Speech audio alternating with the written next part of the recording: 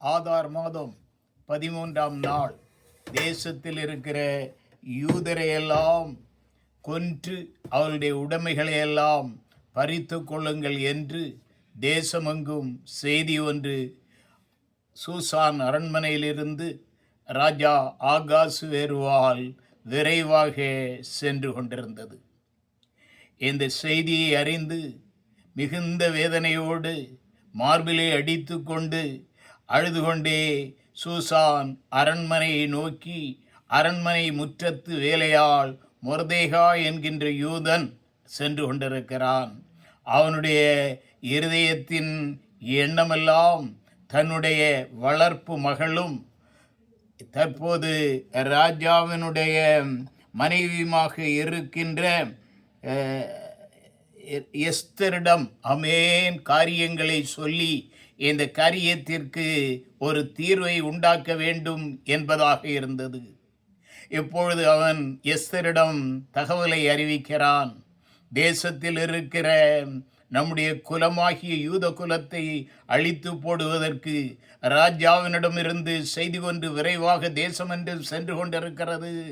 அதை எப்படியாவது தடுத்தாக வேண்டும் என்று ராணிக்கு தகவல் அனுப்புகிறான் இந்த மொர்தேகாய். காரியத்தை அறிந்த எஸ்தர் ராணி மொர்தேகாய்க்கு பதிலளிக்கிறாள். தேசத்தில் ராஜாவை ஒருவர் சந்திக்க வேண்டுமேயானால் ராஜாவின் முன் அனுமதியின்றி யாரும் சந்திக்க முடியாது என்கின்ற மாறாத சட்டம் தேசத்திலே இருந்து கொண்டிருக்கிறது. ஆகவே என்னால் ராஜாவை சந்திக்க இயலாது. ஆக இந்த காரியத்திற்கு என்னால் ஆமென் உங்களுக்கு உதவி செய்ய முடியாது என்று பதிலளிக்கிறாள். இந்த பதிலை கேட்டு விசனமடைந்த இந்த மொர்தேகாய் அந்த எஸ்தருக்கு கூறுகிறான். மிகுந்த ஆமென் கவலையோடும் ஆமென் கனத்த குரலோடும் எஸ்தரை பார்த்து கூறுகிறான், இந்த காரியத்திற்கு உதவியாக இருக்கத்தான் உன்னை ஆமென் ராணியாக ஆண்டவர் உருவாக்கி ராணியாக ஏற்படுத்தி இருப்பார். ஆக இதை மறந்து போகாதே.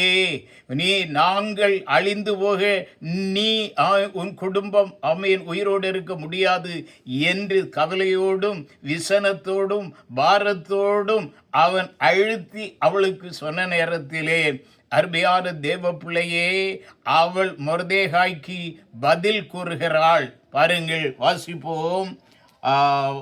எஸ்தர் 4வது அதிகாரம் 16வது வசனம். நீர் போய் சூசானில் இருக்கிற யூதரையெல்லாம் கூடிவரச் செய்து 3 நாள் அல்லும் பகலும் புசியாமலும் குடியாமலும் இருந்து எனக்காக உபவாசம் பண்ணுங்கள். நானும் என் தாதிமாரும் உபவாசம் பண்ணுவோம்.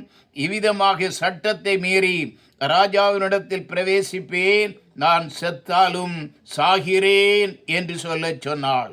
நான் செத்தாலும் சாகிறேன் என்று சொல்லச் சொன்னாள். ஆக இந்த ராணியுடைய வார்த்தையை கேட்டு மொர்தேகாயும் அவனோடு கூட சூசானில் இருந்த சில யூதர்களும் எஸ்தரும் அவளோடு கூட சூசான் அரண்மனையிலே இருந்த சில தாதியருமாக 3 நாட்கள் அல்லும் பகலும் அப்படியே புசியாமலும் குடியாமலும் இருந்து உபவாசித்து ஜெபிக்கிறார்கள். உபவாசம் முடிகிறது. அருமையான தேவ பிள்ளையே, இந்த எஸ்தர் ராஜாவை பார்க்க அவருடைய முன் அனுமதி இன்றி அப்படியே அரண்மனைக்குள்ளே உள்முற்றத்திற்கு நேராக செல்கிறாள். தொடர்ந்து என்ன நடந்தது என்பதை வேதம் அறிந்த நீங்கள் நன்றாக அறிந்திருக்கிறீர்கள். என்றாலும் அருமையான தேவ பிள்ளையே, நான் நடந்த நிகழ்ச்சிகளை மட்டும் மிக சுருக்கமாக உங்களுக்கு முன்னாலே வைத்து ஜெபிக்கலாம் என்று ஆசைப்படுகிறேன். முதலாவது, அனுமதியின்றி ராஜாவை பார்க்க போன அந்த எஸ்தர் அருமையானவர்களே ராஜாவினுடைய அங்கீகாரத்தை பெறுகிறாள். ஆக தேசத்தில் மாறாத சட்டமாக இருந்த அனுமதியின்றி ராஜாவை பார்க்க முடியாது என்றிருந்த அந்த சட்டம் அங்கே உடைந்து நொறுங்குகிறது தேவ பிள்ளையே. அடுத்து யூதர்களுடைய அழிவுக்கு காரணமாக இருந்த ஆமான் என்கின்ற அந்த பிரபு தூக்கிலிடப்படுகிறான். அடுத்து அருமையான தேவ பிள்ளையே, ஆதார் மாதம் 13ஆம் நாள் தேசத்தில் இருக்கிற யூதர்களை எல்லாம் கொலை செய்ய வேண்டும் என்று ராஜா உத்தரவிட்டானே, அந்த உத்தரவு ரத்து செய்யப்படுகிறது. அடுத்து அருமையான தேவ பிள்ளைகளே, தேசத்தில் இருக்கிற யூதர்களெல்லாம் தங்களுடைய எதிரிகளை கொன்று ஆதார் மாதம் 13ஆம் தேதியிலே அழித்து போட்டு அவருடைய உடைமைகளை எல்லாம் பறித்து கொள்ளுங்கள் என்கின்ற உத்தரவு பிறப்பிக்கப்படுகிறது.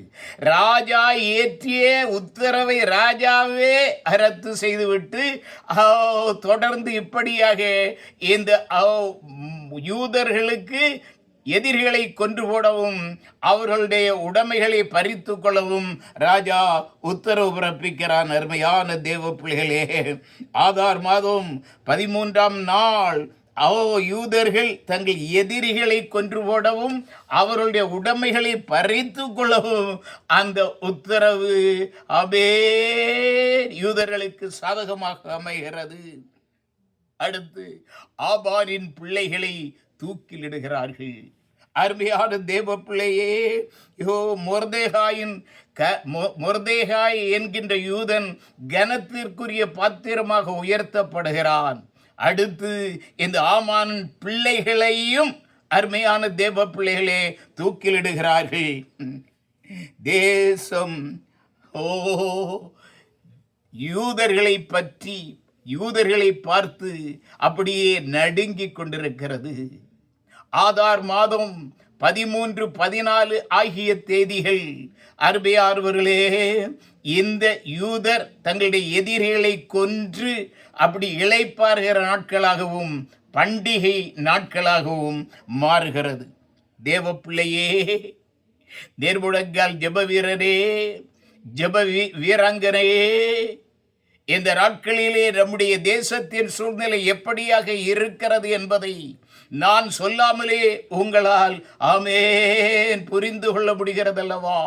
நம்முடைய இந்திய தேசத்தின் நிலை இந்த நாட்களிலே எப்படிப்பட்ட பயங்கரத்திற்குள்ளே இருக்கிறது என்பதை நாம் நன்றாக அறிவோம். அருமையானவர்களே, நாமும் கூட எஸ்தரை போல, இந்த மொர்தெகாயை போல ஆண்டவர் சன்னிதானத்திலே உபவாசத்தோடு ஜெபிப்போமே ஆனால் நிச்சயம் நிச்சயம் அருமையான தேவ பிள்ளையே, அந்த நாட்களிலே சூசான் அரண்மனையில் இருந்து ஆகாசுவேறு ராஜாவால் பிறப்பிக்கப்பட்ட சட்டம் எப்படியாக உடைந்து நொறுங்கி போயிற்றோ, அதை போல நமக்கு எதிராக உருவாக்கப்பட்டிருக்கிற சட்டங்கள் உடைந்து நொறுங்கி போகிறதை நம்மாலே பார்க்க முடியும். அருமையானவர்களே, தேவ பிள்ளைகளுக்கும் கர்த்தருடைய ஊழியர்களுக்கும் தேசத்தில் ஒரு மரியாதை உருவாகும். தேவ பிள்ளையே, மாத்திரமல்ல,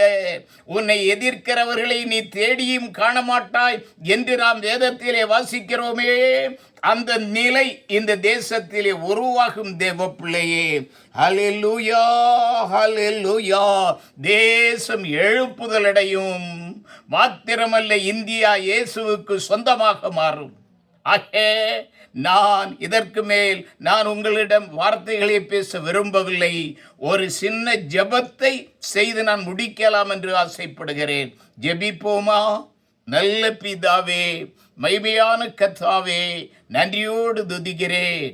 உம்முடைய கரத்திலே எங்களை ஆண்டவரே தாழ்மையோடு சமர்ப்பிக்கிறோம்.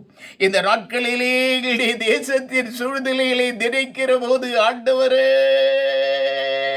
அந்த நாளிலே கர்த்தாவே தேவனே, ஆகாசுவேறு ஆண்ட அந்த நாட்களிலே இருந்த அந்த சூழ்நிலை ஆண்டவரே, மேதிய பெர்சிய தேசத்திலே இருந்த அந்த சூழ்நிலை எங்களுடைய தேசத்திலும் இருந்து கொண்டிருக்கிறது என்பதை நாங்கள் அறிகிறோம். ஆண்டவரே, கிருபையே, இரக்கமே, நன்றியோடு துதிக்கிறோம்ப்பா. நாங்களும் கூட ஆண்டவரே தேவனே, உடைய சன்னிதானத்திலே ஆண்டவரே முழங்காலிலே நின்று உபவாசத்தோடு எங்களுடைய தேசத்தின் விடுதலைக்காக ஜெபிக்கின்ற கிருபையை எங்களுக்கு தாரும். ஆண்டவரே, தேவ பிள்ளைகளுக்கு அந்த உணர்வை தாரும் ஏசப்பா.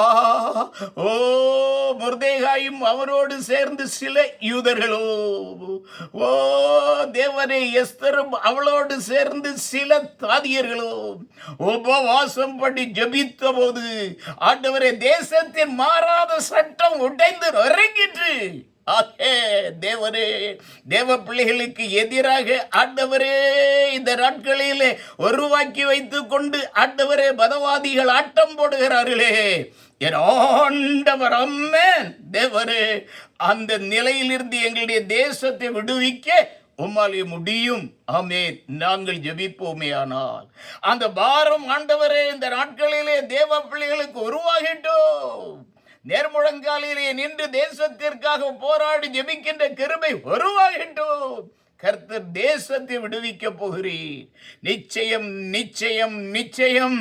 ஆண்டவரே, நாங்கள் ஜெபிக்கிற போது என் ஆண்டவர் தேசத்தை விடுதலையாக்குவீர்.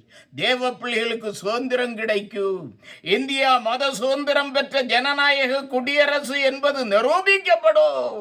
தேசம் இயேசுடைய தேசமாக மாறும். கர்த்தர் மகிமைப்படும்.